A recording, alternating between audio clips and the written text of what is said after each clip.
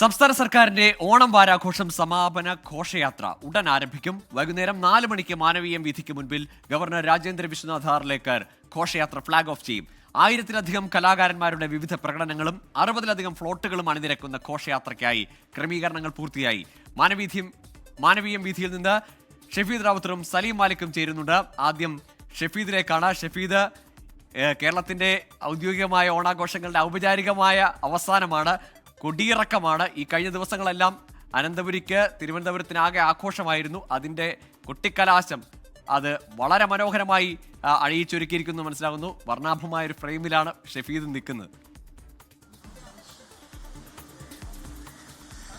ഗോകുൽ, ഉറപ്പായിട്ടും കഴിഞ്ഞ ഒരാഴ്ചക്കാലം തിരുവനന്തപുരം നഗരത്തിൽ ആഘോഷമായിരുന്നു. ഓണം വാരാഘോഷം സംസ്ഥാന സർക്കാരിന്. ഇതിനൊക്കെ അപ്പുറത്തേക്ക് ഈ ആളുകൾക്ക് സന്തോഷിക്കാൻ, ആളുകൾക്ക് ആനന്ദിക്കാനുള്ള വലിയ കൗതുകങ്ങൾ, വലിയ കാഴ്ചകൾ, അത് ഈ പറയുന്ന രാത്രി നമ്മൾ കാണുന്ന ലൈറ്റ് കാഴ്ചകൾ മാത്രമല്ല, അതിനൊക്കെ അപ്പുറത്തേക്ക് പലതരത്തിലുള്ള പരിപാടികളടക്കം സംഘടിപ്പിച്ചുകൊണ്ടാണ് ഇത്തവണ പതിവ് പോലെ തന്നെ ഇത്തവണയും കളറാക്കിയത്. ഇപ്പോൾ നമുക്ക് ഈ ദൃശ്യങ്ങളിൽ കാണാൻ സാധിക്കുന്നത് അല്പസമയത്തിനുള്ളിൽ ഏതാണ്ട് 96ഓളം കലാപ്രകടനങ്ങൾ അരങ്ങേറാൻ പോകുന്ന ഘോഷയാത്ര അതുടൻ തിരുവനന്തപുരം നഗരത്തെ നിറമുള്ളതാക്കി മാറ്റുമെന്നുള്ള കാര്യം ഉറപ്പാണ്. അതിനു വേണ്ടിയിട്ടുള്ള ക്രമീകരണങ്ങൾ, അതിന്റെ ആദ്യഘട്ട ക്രമീകരണം എന്ന രീതിയിൽ ഈ ഫ്ലോട്ടുകളുടെ അണിനിരക്കൽ അത് തിരുവനന്തപുരം കവടിയാർ റോഡിൽ രാജ്ഭവനിൽ ആരംഭിച്ചിട്ടുണ്ട്. മാനവീയം വീഥിയിൽ 4 മണിക്കാണ് ഇതുമായി ബന്ധപ്പെട്ട ഈ ഔദ്യോഗിക ഉദ്ഘാടനം. പ്രത്യേകിച്ച് ഗവർണർ രാജേന്ദ്ര ആർലേക്കർ ആയിരിക്കും ഫ്ളാഗ് ഓഫ് ചെയ്യുക.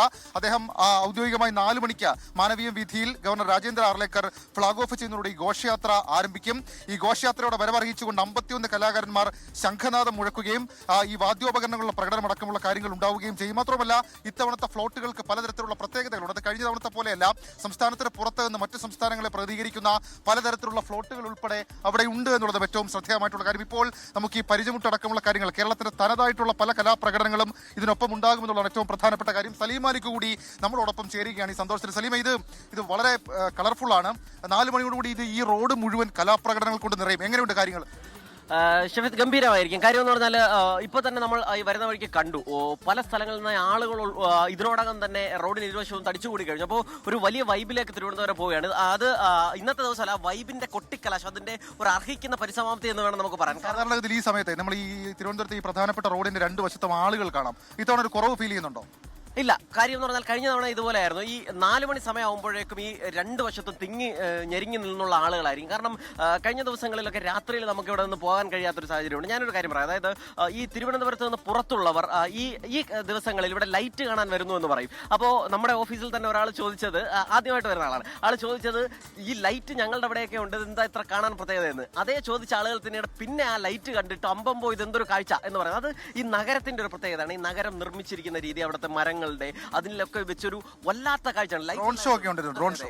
ഡ്രോൺ ഷോ ഒക്കെ അതിഗംഭീരമായ ഒരു അനുഭവമായിരുന്നു. അങ്ങനെ ഒരു 7 ദിവസം നീണ്ടു നിൽക്കുന്ന ഒരു ഉത്സവാന്തരീക്ഷം, അതിന്റെ എല്ലാ പുലിമയോടും കൂടി കൊട്ടിക്കലാശം അല്പസമയത്തുള്ള നമുക്ക് കാണാൻ സാധിക്കും. ഏതായാലും പൂക്കാവടി തൊട്ട് ഈ പറയുന്ന പാവപ്പൊലിമ വരെ നീണ്ടു നിൽക്കുന്ന ഏതാണ്ട് 96ഓളം കലാപരിപാടികൾ നമുക്ക് അല്പസമയത്തുള്ളിൽ കാണാം. നിറമുള്ള കാഴ്ചയായിരിക്കും അത്. ഗോകുൽ, ലോകത്തെവിടെയായാലും ഏത് സമയത്തും 24 വാർത്തകളും ഓഗ്മെന്റഡ് റിയാലിറ്റി പാക്കേജുകളും എക്സ്പ്ലെയിനറുകളും വിശദമായി കാണാൻ ഞങ്ങളുടെ യൂട്യൂബ് ചാനൽ നിങ്ങൾക്ക് സബ്സ്ക്രൈബ് ചെയ്യാം.